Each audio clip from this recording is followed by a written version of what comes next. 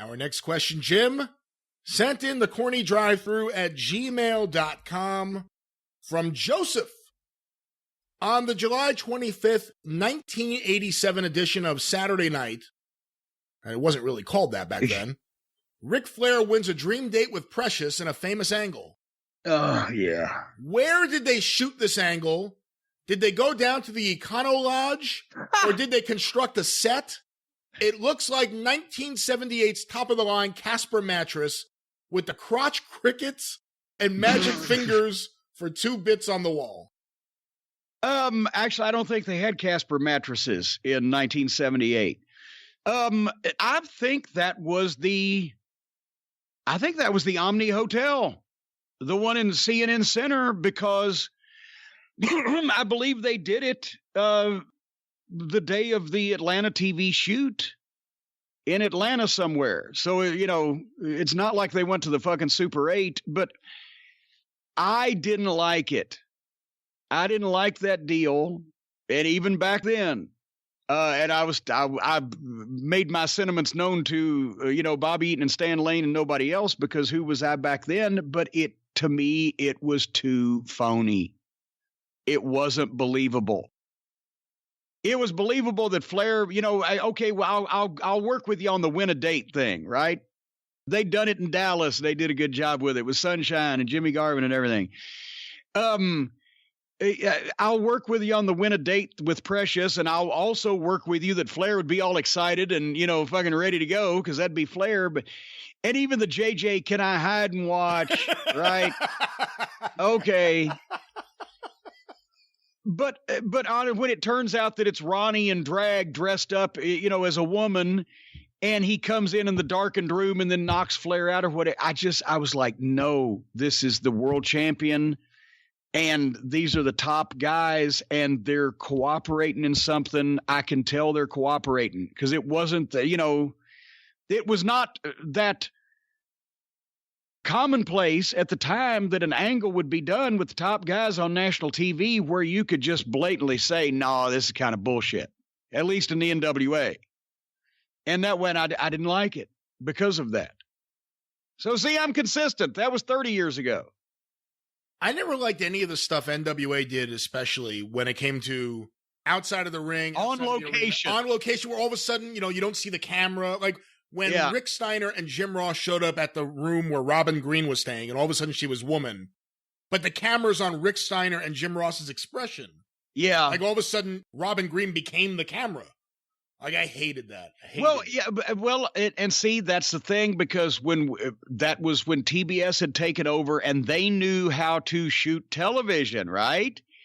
You get the reaction shots and you do this and you do that. I did one with Nancy when she was woman in the hotel room.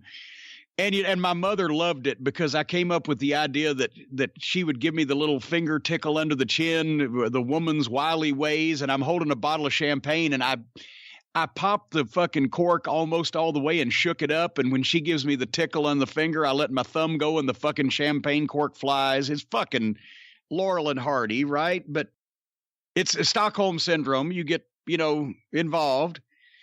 But they knew how to shoot television. And as a result, it looked phony, because it was being shut. It was being shot as a television show and not something that was really happening. The reason why all the territory location shit was more believable was because it was done in one take with one camera, as if it was really happening, whether it was a parking lot attack or whatever the fuck it was. One time I used Pam Lawson and a little girl family member of hers holding a video camera out back of the arena, and there comes Brian Hildebrand, the referee. Mark Curtis gets out of his car, and the kid runs up to get his autograph, and the woman behind the camera is shooting this, her little daughter get an autograph from the referee, and suddenly in the background a car pulls up, and there the camera, you see Chris Jericho and Lance Storm being attacked by these masked people out of this car accidentally. And the reason why it was a woman behind the camera was because she can scream, call the police, get somebody, get some help. If it's a man, you would expect them to jump in. These little things little fucking, you try to do everything you can to give a reason for the camera to be there. One time we did a thing with the Rock and Roll Express and the Gangstas where the rock and roll busted into a club to find them and get even. And we put the camera up on a tripod in the corner like a security camera. And when we showed the footage, we processed it in black and white because that's what security cameras were back in those days, black and white.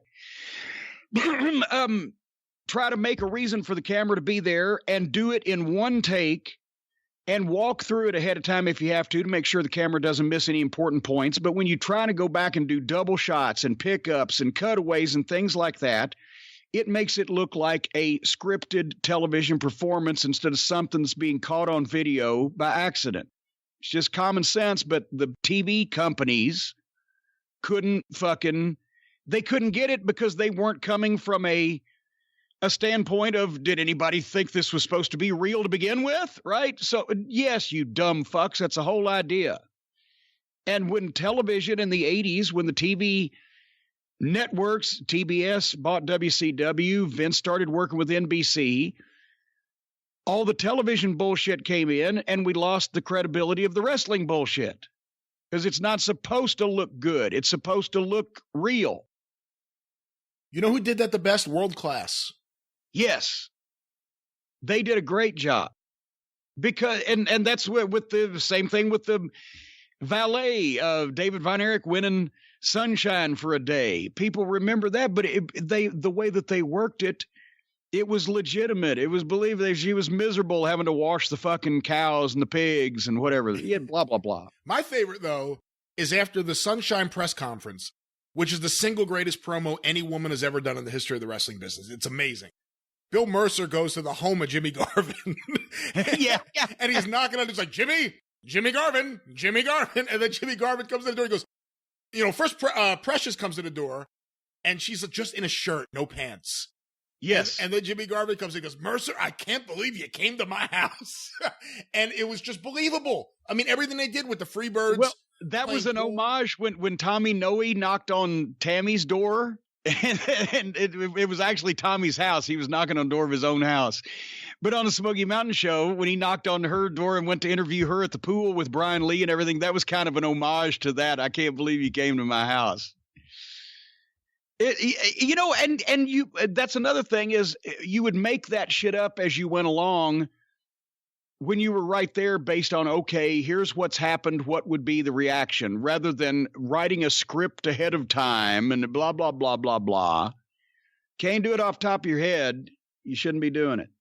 And that's one of those things when you watch World Class, a lot of people will say like Kerry Von Erich wasn't the greatest interview. But when you watch, he's believable as Kerry Von Erich. Yeah. Exactly. Yeah. I mean, you believe that it's a real guy, not a guy reading words that were written for him. You believe that it's a real young guy in Dallas who happens to be a professional wrestler with the rest of his family.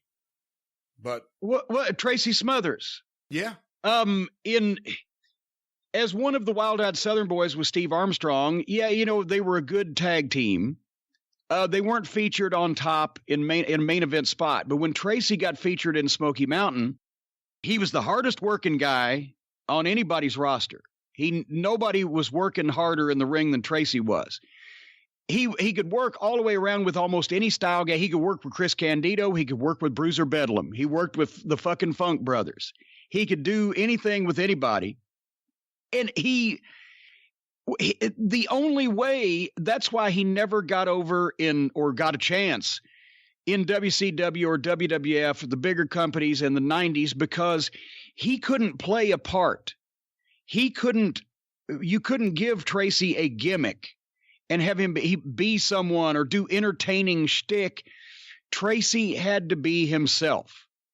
And as himself, his promos were incredible. And you believed him. The people probably, and you've been enough Smoky Mountain shows, the people probably believed Tracy more than anybody else on the fucking roster. That was because he was himself. Tracy was a main event guy as long as you let him be him and do his shit. Which, when you think about it, was exactly the same as every other major wrestling star that ever got over.